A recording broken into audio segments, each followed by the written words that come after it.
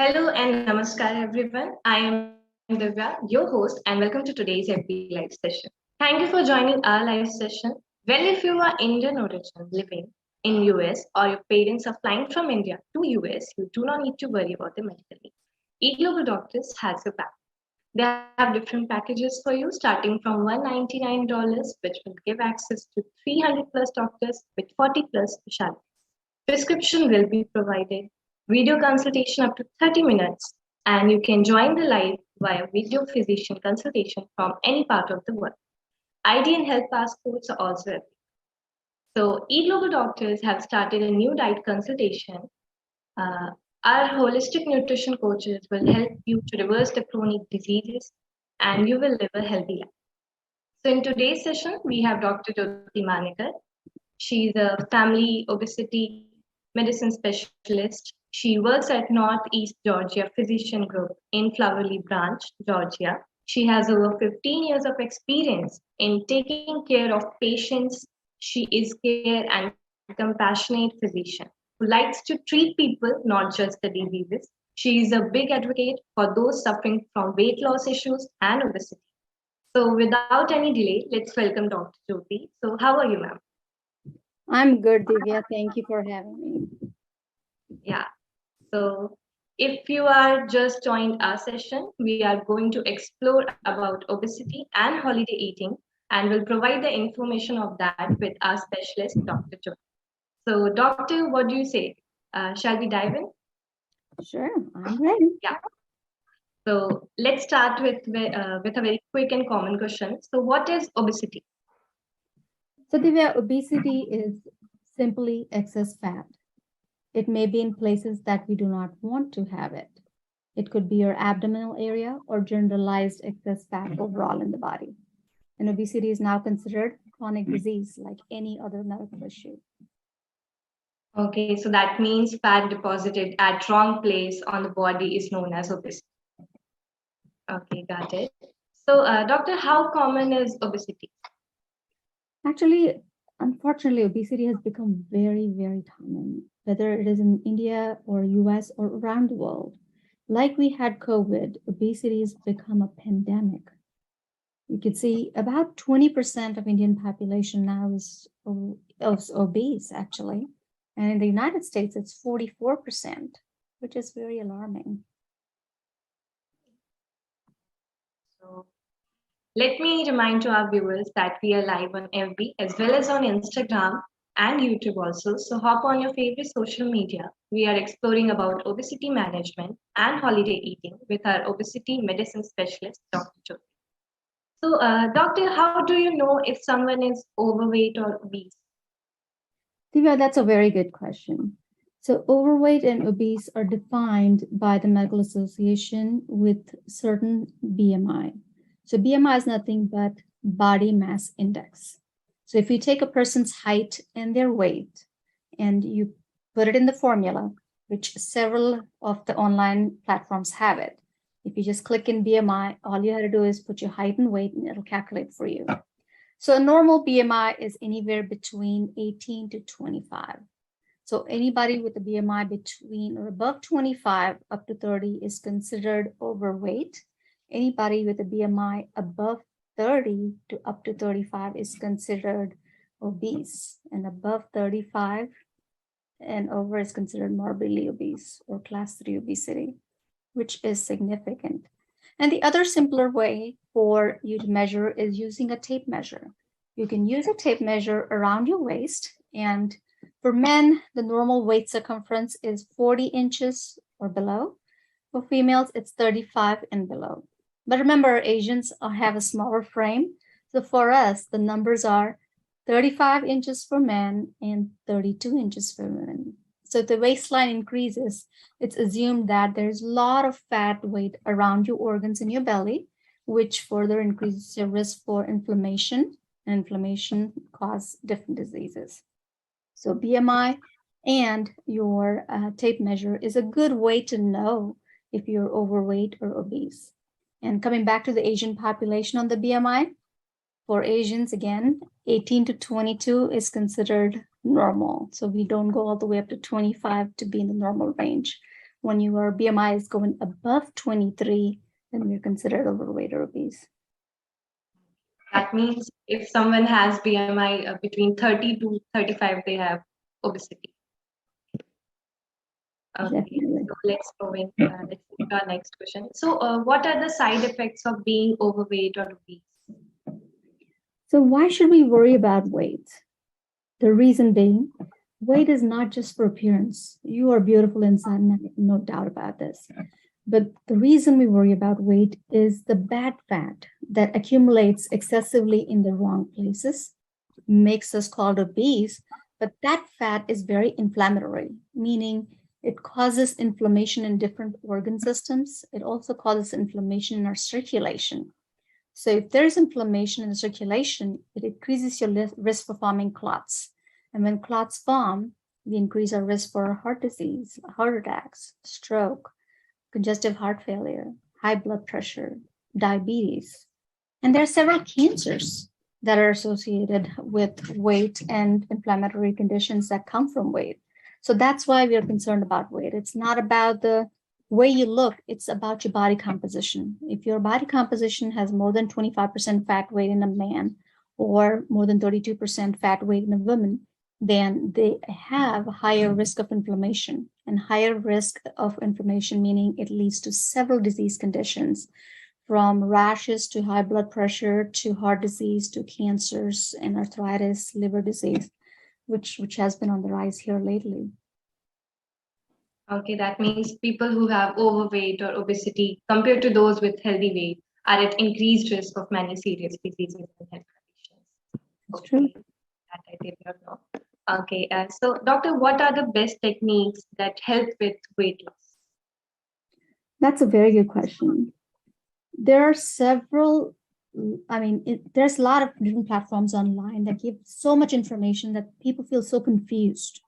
Everybody wants to lose weight, or everybody's tried so many different ways and they have failed.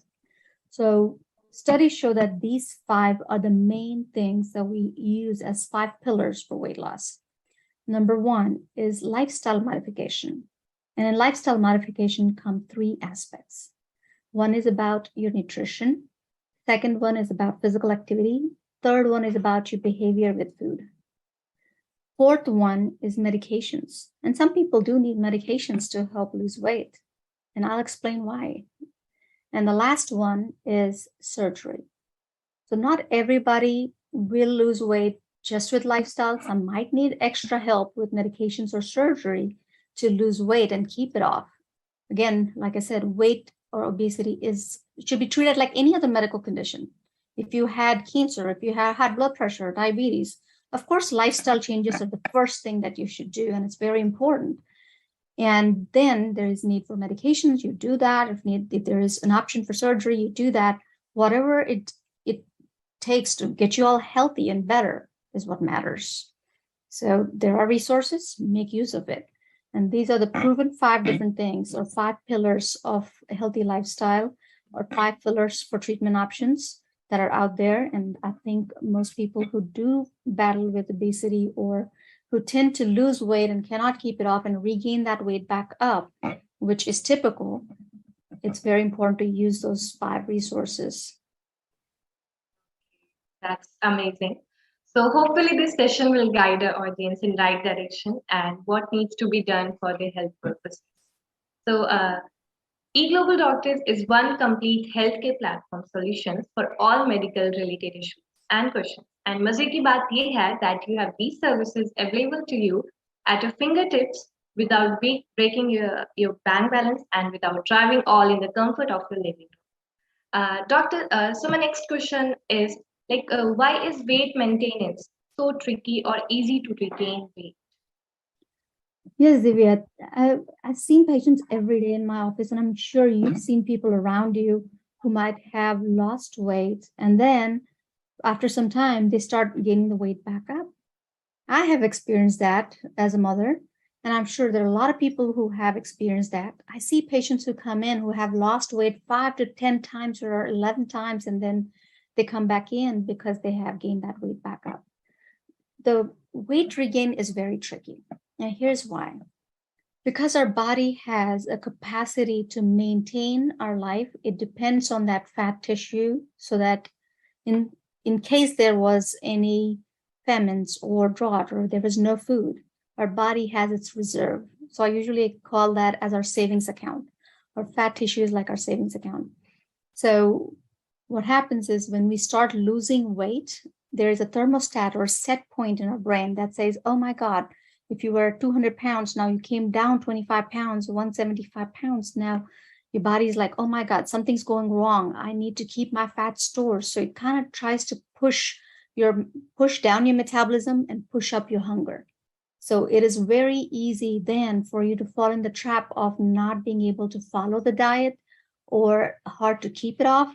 And that's when the pounds accumulate. So it's easy to regain weight at that point. Because body's like thinking, oh my God, my thermostat is coming down. I need to push it back to that previous number. But there is a trick around it. If you kind of want to prevent that, sometimes we have to use certain tricks, like there is exercises that help decrease your cravings and decrease that hunger hormone.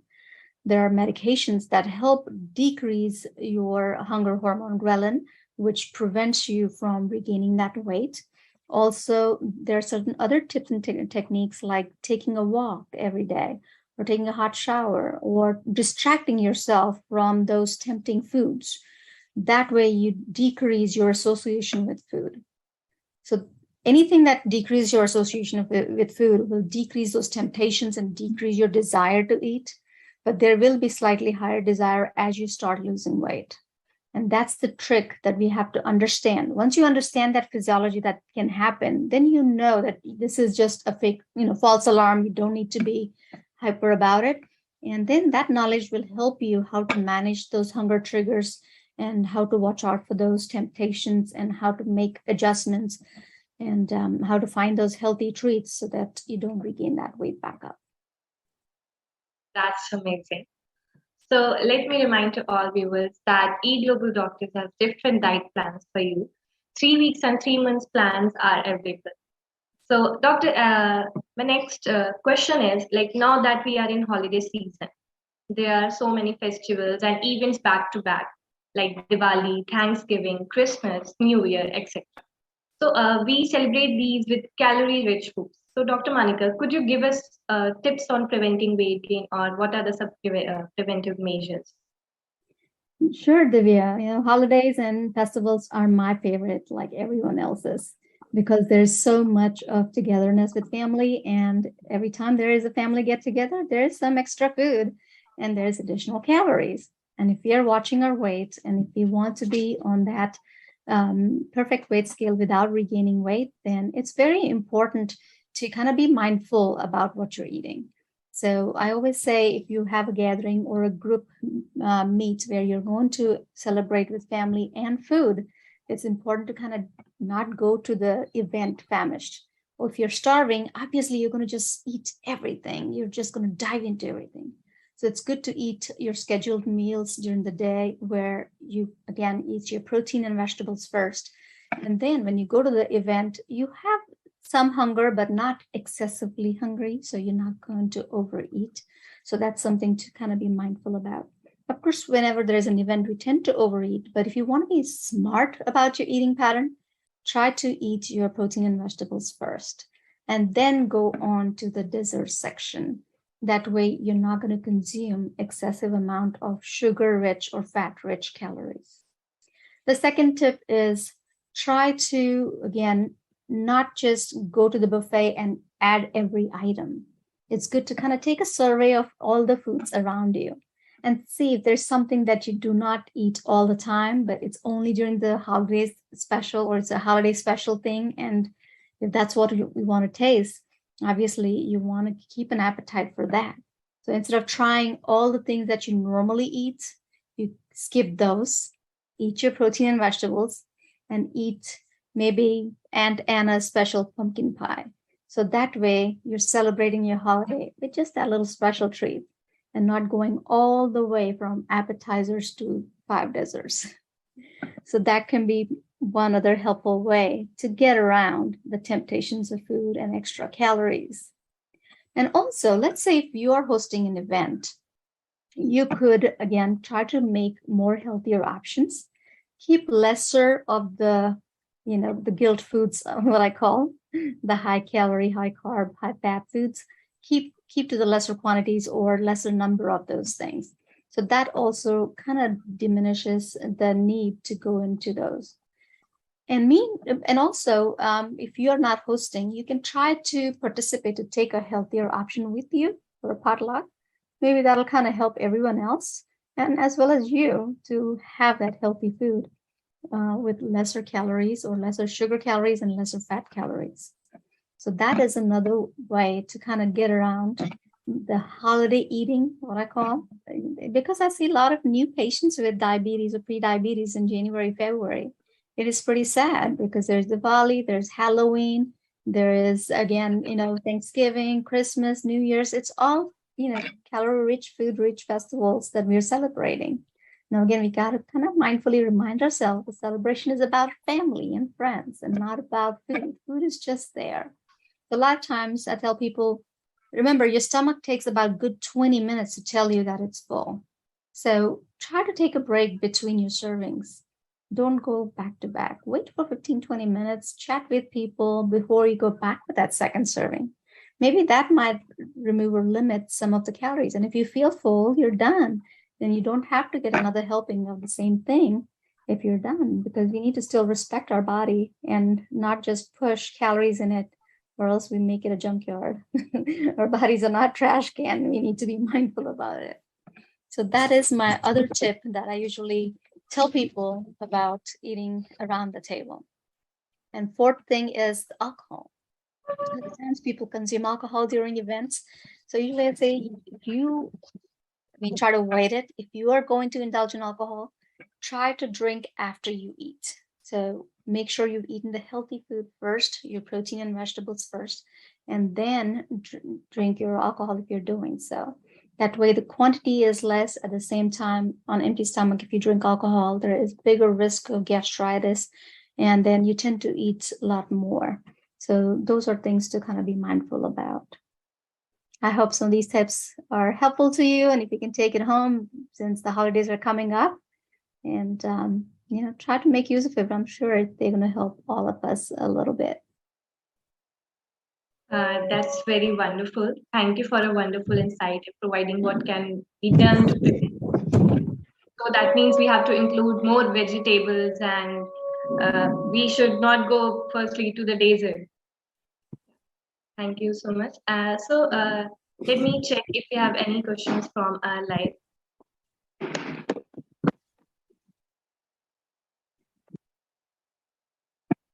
Okay. So I don't see any questions. So, doctor, we have discussed so much about the healthy tips, the preventive measures, and what is obesity and BMI and all. So, can you summarize to our audience like what we have discussed? Sure, Divya. I usually like to use my 5S formula. If you want to think about salt, sugar, sleep, sedentary lifestyle, and stress. So if you can eliminate those 5 S's out of your life, a lot of times you will find yourself doing much better. What I mean by salt is, again, salt causes a lot of water retention and also increase your risk of blood pressure. Sugar is the one that gives you instant calories. And if they are simple sugars, that instant calorie, again, converts into fat and it makes you more hungry. And that's how we gain weight and we don't stay full longer. So more sugar you eat, which may be direct or indirect form. And a lot of times we don't even see the sugar. Not all sugar is white. Now, for example, your bread has sugar in it because it converts into sugar. Your pasta is nothing but sugar. Your bread, pasta, potatoes, sweet tea, soda, ice creams, donuts, candy, all of these simple sugars convert into fat. And if you've noticed, if you've eaten a cereal or something in the morning for breakfast, within 2 hours, you're hungry because that cereal is immediately kind of broken down into sugar. The moment sugar dumps it into your circulation, your insulin comes out, grabs those sugar molecules, dumps it into fat cells. So within 2 hours, you're ready to eat or your sugar drops So we're being very mindful about sugar, which is the most tricky thing for weight gain. And then, and like I said, sugar is like your checking account. If there's money in the checking account, your body's not going to borrow it from the savings account, which is fat tissue. So it's very hard to lose weight. A lot of people say, oh, I don't eat much, and I don't know why I'm still gaining weight. And the main reason is they're really not eating much, but they're eating the wrong foods. Does that make sense? If you're not eating much, but you're eating the wrong foods at the wrong time.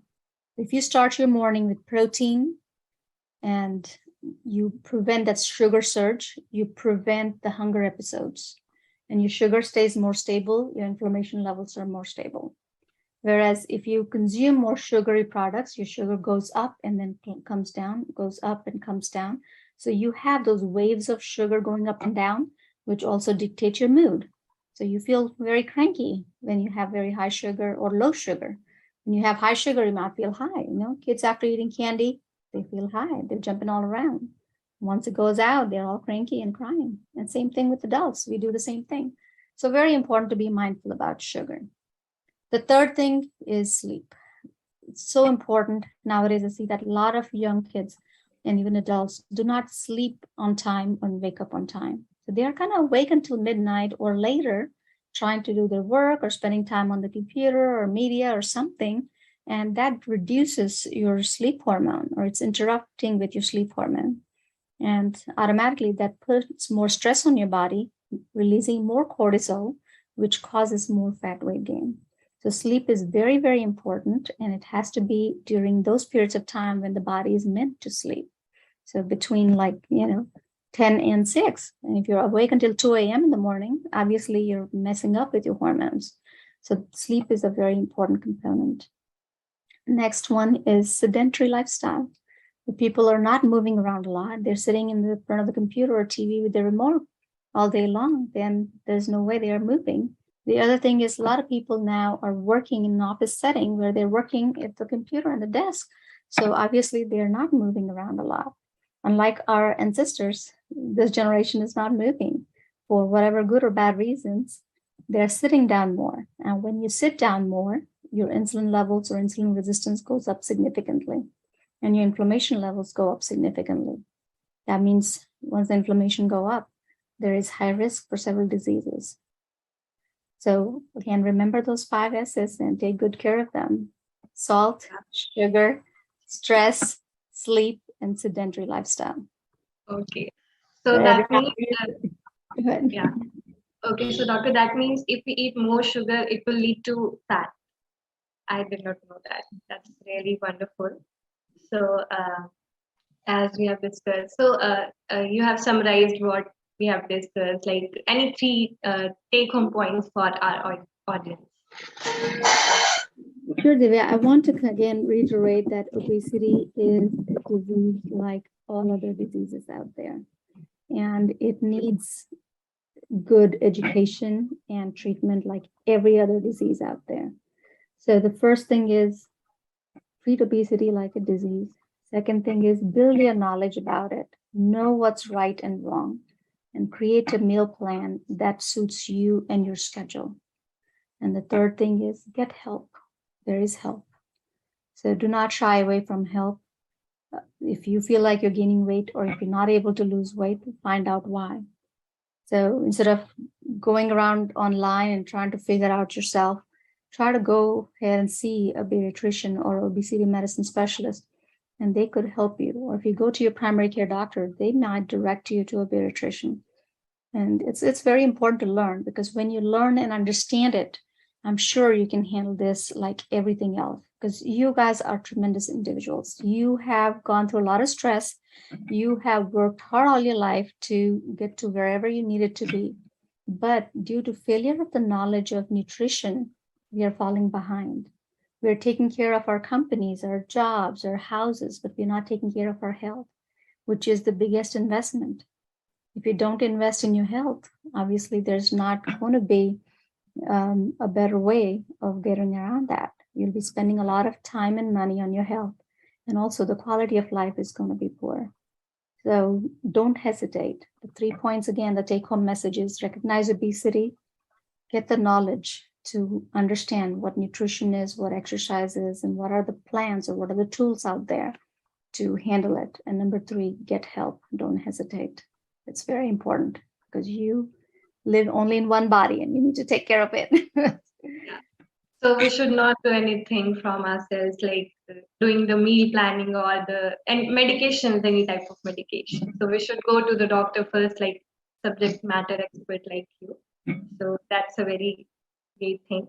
So before ending this session, let me remind to our viewers that eGlobalDoctors have started a new diet consultation, and we have variety of featured categories at diabetes remission, detox program, weight loss, child nutrition, gut health, etc. So register with us today at eglobaldoctors.com and book your appointment to get a proper nutrition coaching. Thank you, Dr. Jyoti, for providing such useful information about the obesity management and holiday eating. So all the viewers, if you need any help or guidance related to obesity or the problems, you can connect to our Dr. Jyoti on eGlobalDoctors.com. So thank you so much, Doctor. And thank you, audience, for joining our live session. So it's a wrap. Thank you, Divya. It's my pleasure to be here.